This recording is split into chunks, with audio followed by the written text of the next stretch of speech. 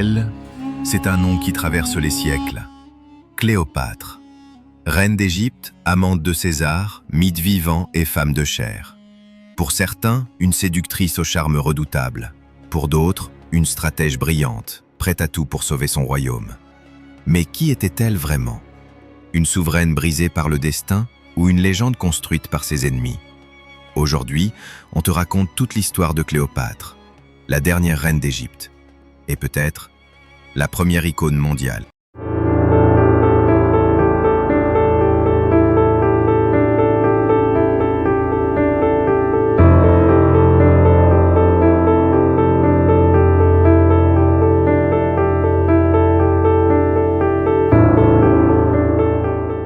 Cléopâtre VII voit le jour en 69 avant Jésus-Christ, à Alexandrie. Une ville splendide, carrefour entre l'Afrique, l'Asie et l'Europe. Mais l'Égypte, elle, est en crise, divisée, dominée par Rome, rongée par les tensions internes. La dynastie des Ptolémées règne depuis près de 300 ans, sans parler un mot d'égyptien. Cléopâtre, elle, fera autrement. Elle apprend la langue du peuple, et pas seulement. Le grec, le latin, l'hébreu, l'éthiopien, jusqu'à 9 langues. Elle se prépare non pas à régner comme ses ancêtres, mais à gouverner avec intelligence et finesse.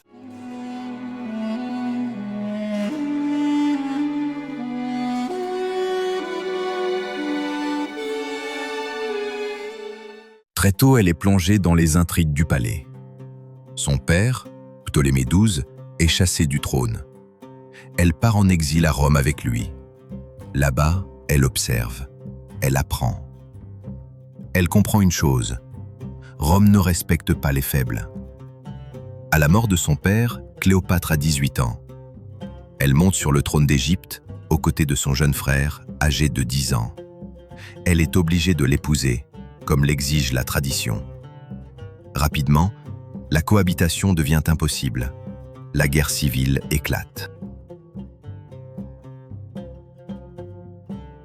En 49 avant Jésus-Christ, Jules César entre à Alexandrie. Il poursuit son rival Pompée. Il découvre une Égypte en pleine tourmente. Cléopâtre joue alors sa carte maîtresse. Elle se fait livrer à César, dissimulée dans un tapis. Plus qu'un geste de séduction, un acte de stratégie.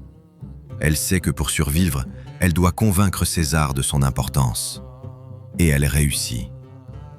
César est séduit par son intelligence, sa culture, son audace. Ensemble, ils combattent Ptolémée XIII. Il est vaincu. Il meurt noyé dans le Nil. Cléopâtre devient la véritable souveraine d'Égypte. Elle règne aux côtés d'un nouveau frère, plus jeune, plus malléable. Mais c'est elle, seule, qui détient le pouvoir.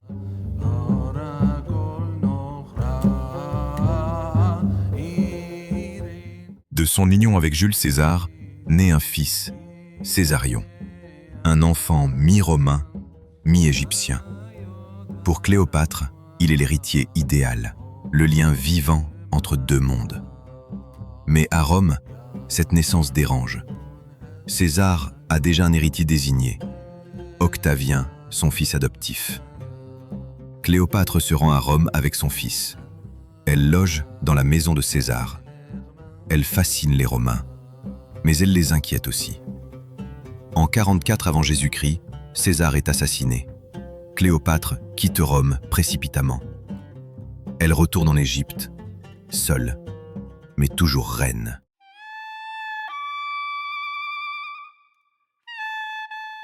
Après la mort de César, deux hommes luttent pour le pouvoir à Rome, Octavien et Marc-Antoine.